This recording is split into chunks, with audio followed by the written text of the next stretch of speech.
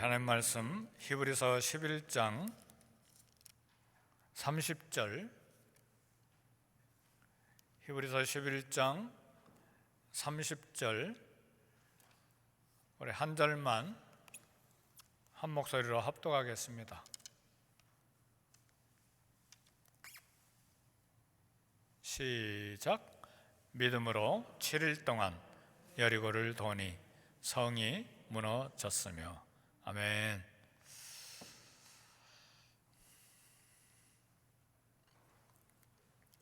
전략이라는 말이 있습니다. 스트래티지. 전략이라는 말은 민간인들이 사용하는 말이 아니죠. 본래는 군사 용어입니다. 전쟁할 때에 전쟁을 이끌어가는 방법, 그것이 전략입니다. 군인들이 사용하는 그런 말입니다. 근데 요즘에 전략이라는 말이 민간인들에게 들어와서 여러 군데 전략이라는 말을 사용합니다. 예를 들면 이 전략이라고 하는 말은 전쟁하는데, 성경에도 그런 전략들이 나오는데, 적들과 싸우다가 못 이기는 체하고 도망가는데, 못 이긴 체하고 도망가니까 자기들이 이기는 줄 알고 막 쫓아오고 성문도 막 열고 온 백성이 따라 나와서 도망가는 적군들을 다 죽이고 물건들을 또 다 노획물로 얻고 그렇게 하죠. 그런데 일부러 유인하기 위해서 지는 체하고 도망갔다가 성문을 열고 막 쫓아나오면 뒤에 매복에 있던 군사들이 막 성에 들어가서 문을 열어놨으니까 불태우고 성을 정복하는, 그것도 하나의 군사 전략이죠. 전쟁 전략입니다. 아니면 또 다른 전략은 낮에 싸우면 숫자가 적으니까 많은 군대를 이기기 위해서 밤에 군인들이 다 잠잘 때 1시, 2시 이때는 막 잠이 깊게 들으니까 야간 기습을 하죠. 아브라함도 소돔 사람들과 조카 롯이 사로잡혔을 때 318명 군사들 데리고 밤에 그 많은 군대를 기습하죠. 기드온도 300명 데리고 미디안의 수많은 군대들을 밤에 횃불을 가지고 공격하죠. 또 야간 기습 전략입니다. 이런 전략들이 전쟁에 필요합니다. 모든 전쟁에는 반드시 전략이 있는데, 가나안 전쟁은 특별 전략이 필요합니다. 그러니까 이스라엘의 가나안 정복에 필요한 것은 군사 전략이 아니라 믿음 전략이 필요했습니다. 그래서 오늘 설교 제목이 믿음의 전략입니다.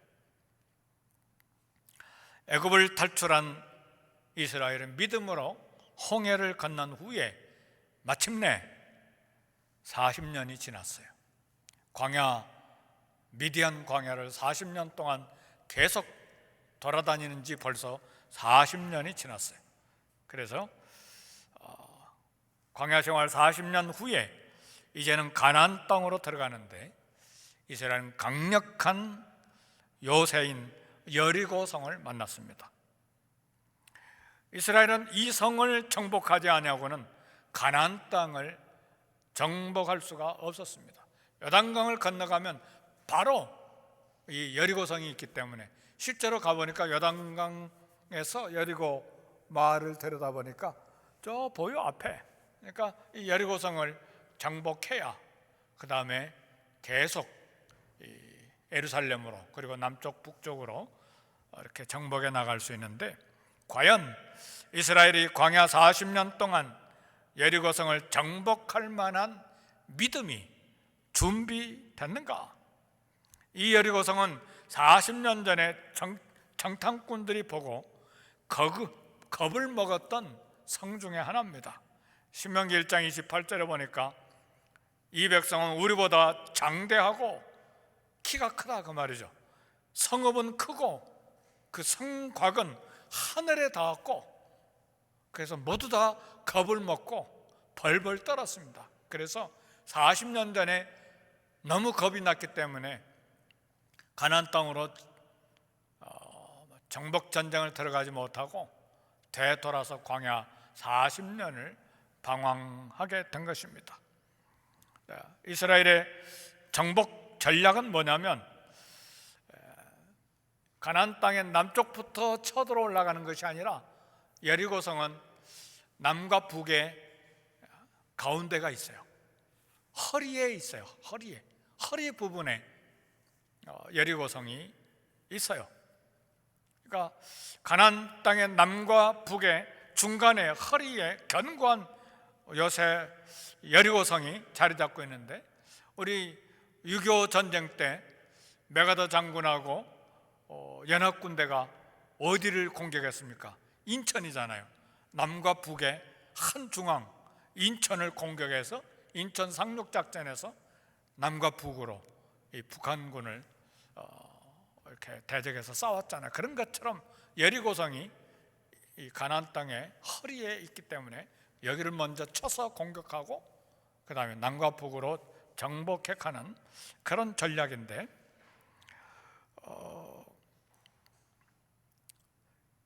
이 요새를 훈련되지 않은 이스라엘이 정복하는 것은 불가능했습니다.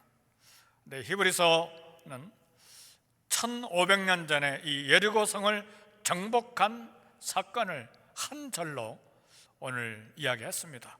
히브리서 11장 30절, 믿음으로, 그러니까 여리고성을 믿음으로 정복했다 그 말이죠. 7일 동안 여리고를 도니 성이 무너졌으며, 그러니까 여리고성을 정복하는데 어마어마한 군사력, 어마어마한 무기, 성을 깨부수는 공태성이라고 합니까? 큰 돌을 던져서 성벽을 무너뜨리는 그런 활과 창과 무기로 성이 무너진 것이 아니라 믿음으로, 그리고 전략은 7일 동안 여리고성을 돌았다고 그랬어요. 여리고를 도니 성이 무너졌으며 그랬습니다. 이것이 여리고성 정복한 이후 1500년 후에 쓰여진 히브리서 기자가 여리고성 정복을 한 절로 여기 30절에 기록한 것입니다. 이스라엘이 여리고성 정복을 위해서 한 일은 7일 동안 성을 돈 것입니다. 세계 전쟁 역사에서 도무지 상식으로, 이성으로, 경험으로 이해할 수 없는 전쟁입니다. 그래서 이 여리고성 정복 전쟁은 군사 전략이 아니라 믿음의 전략으로 정복한 것입니다. 하나님의 위대한 역사를 경험하려면 믿음의 전략이 있어야 됩니다. 사랑하는 성도 여러분, 우리 한번 따라서 합시다. 믿음의 전략. 믿음의 전략. 믿음의 전략을 생각하지 않으면 문제가 생길 때, 사건이 생길 때, 장애물을 만날 때 일주일 내내, 한 달 내내 고민해요. 뭐 가지고, 그 문제 가지고, 어디에서 그걸 가지고 계속해서 노느냐? 머리 가지고. 그러니까 답답하고 불안하고 밉고, 그 다음에 도무지 이 문제가 해결이 안 되니까 가슴이 막 두근거리고, 나중에는 화가 나가지고 막 어찌할 줄 모르고, 안 믿는 사람은 술 마시고, 또 성격이 나쁜 사람은 막 가족들에게 막 폭언을 하고. 왜 그러냐? 믿음의 전략으로 이 문제를 해결하려고 하는 것이 아니라 내 경험 전략으로, 내 학력의 전략으로, 그리고 내 인맥의 전략으로, 사람의 수단과 방법의 전략으로, 그것으로 문제를 해결하려고 하기 때문에 고민이 되고 믿음을 사용하지 않는 거예요. 하나님이 죽어 계신 걸로 입으로는 하나님, 몸으로는 하나님 앞에 예배 나와, 그런데 기도할 때는 또 기도하는데 이 문제, 장애물, 사건을 해결하는 데는 믿음을 전혀 사용하지 않아요. 하여튼 내 경험, 과거에 어떻게 체험했는지, 그리고 머리, 상식, 다른 사람의 조언, 이런 것 가지고 해결하려고 하기 때문에 고민이 늘어가는 거예요. 그리고 이 세상 살맛이 없고 불안하고 밥맛도 없고. 사랑하는 성도 여러분, 이게 세상 사람들의 형편이 아니라 우리 그리스도인들도 그렇다고 말해요. 사랑하는 성도 여러분, 믿음의 전략을 가질 수 있기를 주의 이름으로 축복합니다.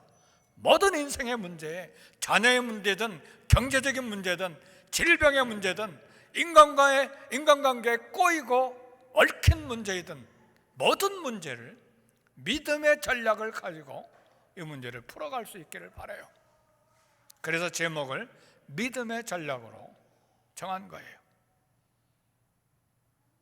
믿음의 전략 사용하면요, 문제가 그대로 있는데도 가슴이 설레요. 할렐루야. 이런 가슴이 있기를, 이런 믿음이 있기를 제 이름으로 축복합니다. 왜요? 살아계신 하나님. 그래서 오늘 새벽에 말씀을 최종적으로 점검하는 가운데 여호수아를 읽기 시작했어요.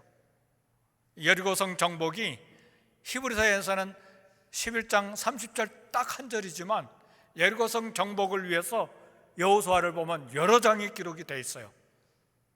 여호와의 군대 장관이 나오지 않나? 여호수아, 이제는 내가 모세처럼 두려운 존재가 될 거다. 그리고 요단강을 건너가는 기적을 갖게 하고 믿음의 전략을 가지고 여리고성을 어떻게 정복할 것인지에 대해서 여러 장이 기록이 되어 있어요. 그래서 그걸 읽어보니까 대단하다. 그리고 믿음의 전략이야말로 우리 인생의 승리, 그리고 우리 모든 문제를 극복할 수 있는 전략이다. 새로운 용기가 생기는 거예요. 성령께서 그 말씀을 통해서 우리 마음에 용기를 주는 거예요. 우리 삶의 모든 부분은 안 풀리는 것 같고 답답하고 절벽 같고 성벽 같고 문제가 산더미처럼 있는데 마음은 설레는 거예요. 하나님이 하신다. 이 하나님을 붙들면 이 문제가 풀려나리라. 믿음의 전략이 필요합니다. 할렐루야. 성령께서 말씀을 통해서 역사하시는 거예요. 말씀에 능력이 있어요. 육신의 소욕과 혈기 이런 모든 걸 다 내려놓고 믿음 전략으로 우리 이 땅을 살아가야 됩니다. 한 문제, 한 장애물 앞에서만 아니라 평생에 살아가는 동안에 믿음의 전략을 가지고 살아가야 돼요. 믿음의 전략이 없으면요, 싸워요. 부부 간에도 싸우고 부모와 자식 간에도 싸우고 성도와 성도 간에도 다투고 직장에 가서도 거래처와 싸우게 되고 믿음의 전략을 가져야 돼. 이게 승리하는 방법이에요. 사랑하는 성도 여러분, 오늘 말씀 주제가 믿음이 최고의 전략임을 깨닫고 도전받기를 원해요. 믿음의 전략은 불가능하게 보이는 장애물을 무너뜨리는 전략이에요. 마가복음 9장 23절에 보니까 할 수 있거든이 무슨 말이냐? 믿는 자에게는 능하지 못할 일이 없느니라. 병에 들은 아이의 아버지가 예수님 제자들에게 자기 아들 귀신으로 간질병 들은 거 고쳐달라고 왔는데 제자들이 못 고쳤잖아요. 예수님이 변화산에 올라가 계시는 바람에. 예수님이 산에서 내려오시니까 좀 할 수 있거든 좀 도와주세요. 그러니까 예수님께서 그 아버지에게 할 수 있거든? 그게 무슨 말이냐? 믿는 자에게는 능하지 못할 일이 없다. 그랬잖아요. 하나님이 행하시는 일은 신기해서 이해하기가 힘듭니다. 삶의 문제, 사건, 절벽 앞에서. 그래서 믿음의 전략을 갖고 싸우기를 바라요. 그래서 이번 일주일 동안은요, 그렇지, 믿음의 전략으로 나가자. 믿음의 전략으로 나가자. 직장에 나가도, 사업할 때도, 가정에도 믿음의 전략으로 나가자. 그게 한 번 설교 듣고 믿음의 전략이 내 신앙의 기초가 다져지는 게 아니에요. 계속해서 올해도 내년에도 1년, 2년, 5년, 10년 평생의 믿음의 전략으로 살아갈 때 인생 마지막에 믿음의 발자국이 하나 남는 거예요. 그래서 이 거대한 여리고성 정복, 믿음의 전략을 사용한 그 사건이 이 성경에 기록이 된 거잖아요.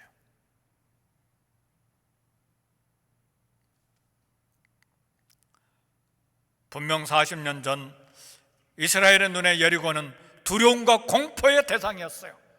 그래서 정복하러 나가지 못하고 40년 동안 광야에서 허비했는데 40년 지난 후에 똑같은 그 여리고성이 정복이 됐어요. 무엇이 다릅니까? 40년 전의 여리고성과 40년 후의 여리고성은 똑같은 여리고성인데 무엇이 다르냐 그 말이에요. 믿음이 다르다 그 말이죠. 40년 전에는 두려워했어요. 40년 후에는 믿음을 가지고 전진했다는 말이에요. 화살 하나 쏘지 않고 죽을까 봐 벌벌 떨었는데 한 명도 부상당하지 않고 우리와 우리 자녀들이 다 이제 죽게 생겼다 그러는데 죽은 사람 하나도 없이 성을 정복했어요. 이게 믿음의 전략의 결과예요.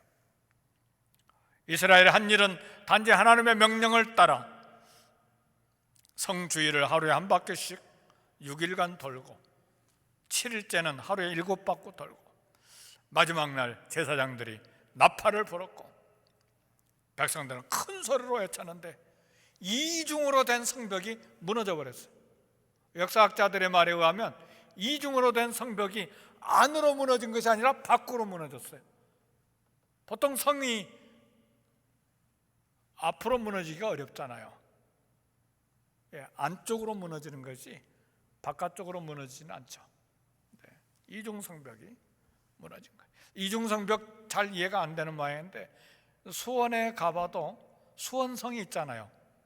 북문, 남문 거기도 보면 성벽이 돌로 쌓여 있고 그 안에 막 흙으로 굉장히 넓게 뚝을 만들어 놨어요. 근데 이중 성벽은 바깥 성벽이 있고 안쪽 성벽이 있어요. 그 중간에 마차들이 다니도록 한 게 이중 성벽이에요. 근데 그 성벽이 돌기만 했는데 무너졌다 그 말이죠. 이건 무너질 수 없는 거예요. 근데 무너졌어요. 어떻게 무너졌나요? 믿음의 전략으로 무너졌다 그 말이에요. 하나님이 사용하시는 방법은 사람 방법과 다른 경우가 많아요. 상식적으로 성을 무너뜨리려면 강력한 무기, 치밀한 군사 전략 다 필요하죠. 그런데요, 사랑하는 성도 여러분, 때로는 우리의 사업 전략, 인생 전략이 세우는 계획이 하나도 안 맞을 때가 있어요. 전혀 쓸모가 없을 때가 있어요. 왜 그러느냐? 믿음의 전략이 필요하기 때문에 그래요. 그래서 하나님의 전략은 제사장들이 언약궤를 메고 날마다 나팔을 불고 성 주위를 돌기만 한 거예요. 전쟁의 성 주위를 도는 것은 전투가 아니라 자살행위예요. 성 주위를 돌 때 화살을 쏘면 어떻게 되나요? 다 죽죠. 성 위에서 화살을 쏘잖아요. 자살행위예요. 그렇게 하는 게 아니죠. 특수부대만 성벽으로 올라가는 것이지 일반 군대는 가서는 안 되죠. 그러나 하나님은 전쟁의 상식이 아닌 믿음의 전략을 사용하도록 하셨어요. 블레셋 골리앗 장군이 무너진 것은 다윗이 던진 물맷돌 하나였어요. 엘리야가 3년 6개월 동안에 가뭄에 생존했던 것은 사렙다 과부 집에, 가난한 집에 적은 양식이었어요. 예수님은 세상 구원할 메시아인데 허름한 짐승 구유에서 태어났어요. 가문이 보잘것없었다 그 말이에요. 아무도 그를 인정할 수 없는 나사렛, 옛날로 말하면 서울에서 왕십리 하면 거기 모든 서울 시내에 화장실 분비물 다 버리는 데였어요. 왕십리에서 새로운 것이 나겠어요? 옛날에, 지금은 아니죠. 지금은 뭐 대단한 서울이지만 나사렛에서 무슨 선한 것이 나겠느냐? 네, 거기에서 우리 예수님이 잘하셨습니다. 예수님 12제자 대부분 공부하지 못한 어부 출신이 하는데 우리 예수님은 전 세계를 이 제자들에게 맡겨놓고 가셨어요. 무슨 교훈입니까? 생명과 구원이 내 공로, 내 힘이 아니라 오직 은혜의 선물인 것을 우리에게 교훈합니다. 우리 구원이 가문과 학력과 돈이 아니라 우리 하나님의 은혜와 예수 그리스도를 믿음으로 구원을 얻는다는 것이 선포된 사건입니다. 문제 앞에서 우리 자신의 경험, 지식을 무조건 확신하고 의지하지 않기를 바라요. 하나님은 인간이 자기 능력을 자랑하는 것에 거부감을 느끼세요. 하나님은 사람을 숭배하고 사람을 위대하게 높이는 것을 미워하세요. 여리고성은 가나안 땅 정복이 사람으로는 불가능하다는 상징적인 성이었어요. 앞으로 가나안 땅 정복 너희 군사력으로는 안 된다, 그것을 보여주는 심볼, 상징이었어요. 그래서 하나님은 처음부터 믿음의 전략을 사용하도록 하신 거예요. 가나안 땅 정복 5년에서 7년 동안에 내내 이 믿음으로 정복해야지 사람의 방법, 사람의 전략으로는 안 된다예요. 보통 하나님은 일반 법칙, 자연 법칙을 따라 일하시고 역사하십니다. 물은 위에서 아래로 흐르는 거예요. 이거 자연 법칙이죠. 물이 거슬러서 위로 올라가는 법은 없어요.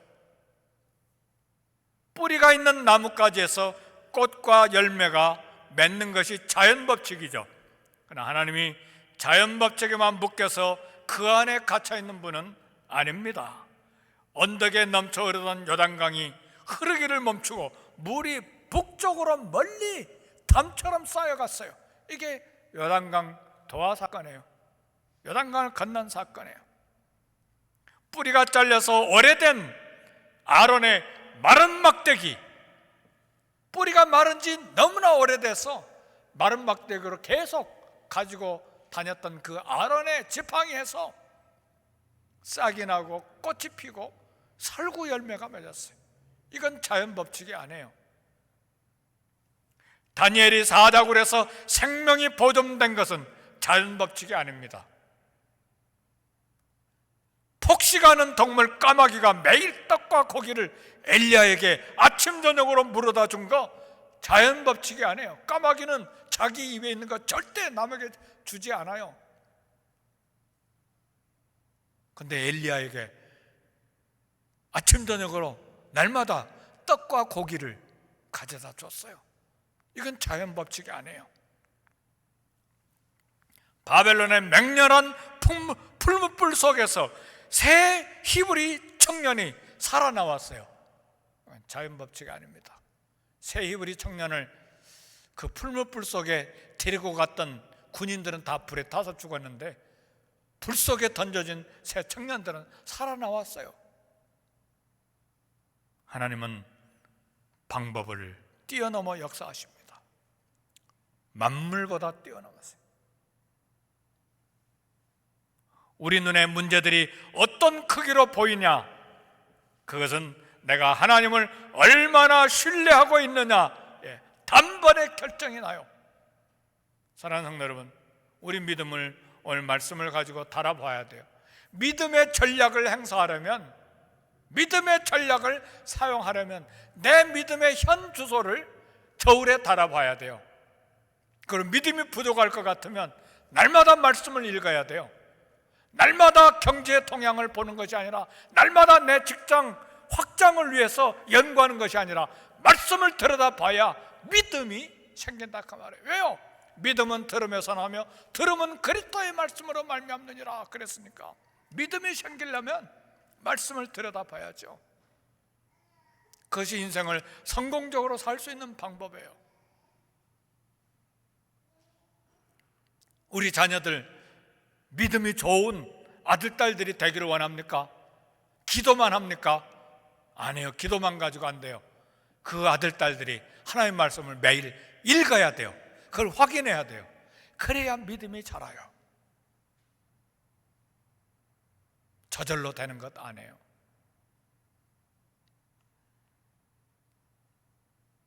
사랑하는 성도 여러분, 여리고성이 강력한 요새였지만, 정복이 불가능하게 보였지만, 하나님을 크게 믿으면 문제가 작게 보입니다. 반대로 하나님을 작게 믿으면 문제만 크게 보여요. 전능하신 하나님 앞에는 여리고 성은 가장 작은 것에 불과했어요. 장애물과 문제가 우리 앞에 있는 것은 하나님이 가져다 놓으신 거예요. 우리의 믿음을 훈련하기 위해서 하나님께서 내 삶에 배치해 놓으신 거예요. 왜 장애물이 나타났지? 하나님이 내 인생길에 그걸 배치해 놓으신 거예요. 계획해 놓으신 거예요. 우리의 믿음을 단련해서 하나님의 사람, 믿음의 사람을 만들어 놓으시기 위해서. 불가능의 문제는 하나님의 영광과 능력을 드러낼 기회입니다. 그래서 시편 50편 15절에 환난 날에 나를 부르라, 내가 너를 건지리니 내가 나를 영화롭게 하리라. 오늘 우리 시대에 왜 여리고가 무너지는 위대한 역사를 보기가 힘든가? 하나님의 능력이 예전보다 못해지고 하나님의 능력이 옛날보다 약해졌기 때문인가? 아닙니다. 우리 마음속에 성령을 근심하게 하고 있는 것이 많기 때문에, 하나님의 성령을 근심하게 하면 성령의 능력이 소멸되는 거예요. 우리 마음속에 성령의 능력을 소멸하게 하는 것들은 무엇입니까? 하나님을 떠나 말씀을 떠나 사람의 꾀를 쫓고 죄와 육체의 욕심을 따르기 때문에 그렇습니다. 스가랴서 4장 6절에 보니까 만군의 여호와께서 말씀하시되 이는 힘으로 되지 아니하고 능으로 되지 아니하고 오직 나의 신으로 되느니라. 오직 나의 성령으로 되느니라. 우리의 힘과 능으로 되지 않고 오직 나의 영으로 되느니라. 사랑하는 성도 여러분, 하나님은 위대한 역사를 성도들의 믿음을 통해서 이루십니다. 이스라엘 역사에서 모든 승리는 믿음을 통해서 이루어졌습니다. 이스라엘 역사는 전능하신 하나님의 능력, 믿음으로 이루어져 왔습니다. 홍해를 건너게 하신 하나님, 강력한 이중성벽이 무너진 것 하나님이 하신 일이에요. 복음서에 기록된 모든 치유의 역사도 믿음으로 된 것입니다. 내 믿음이 너를 낫게 하였느니라. 믿은 대로 될지어다. 믿기만 하라. 그리하면 하나님의 영광을 보리라. 계속해서 우리 주님은 믿음을 강조했습니다. 예수님의 고향 나사렛에서 많은 기적을 주님이 행하지 아니한 것은 저들이 믿지 아니했기 때문이라고 말했습니다. 믿음은 땅에서 하늘로 올라가고 기적은 그 믿음을 보고 하늘에서 땅으로 내려오는 것입니다. 우리 인생길, 이민생활, 교회를 섬기는 일 모두 다 믿음의 전략이 필요해요. 우리 삶에 만나는 견고한 모든 높은 성벽, 믿음의 전략이 필요합니다. 삶의 매 순간 믿음의 전략으로 우리 마음도 이기고 문제도 극복해 나가야 합니다. 오늘 하나님은 전심으로 자기를 찾는 자들에게 능력을 베푸십니다. 전심으로 하나님을 찾습니까? 전심으로 세상을 찾습니까? 결과는 달라요. 전심으로 하나님을 찾는 자가 하나님의 능력을 볼 거예요. 전심으로 세상을 찾습니까? 욕심을 따라 썩어질 것을 결과물로 얻을 거예요. 우리 앞에 있는 장애물을 믿음의 전략으로 승리하고 간증할 수 있기를 주의 이름으로 축복합니다. 우리 기도하겠습니다.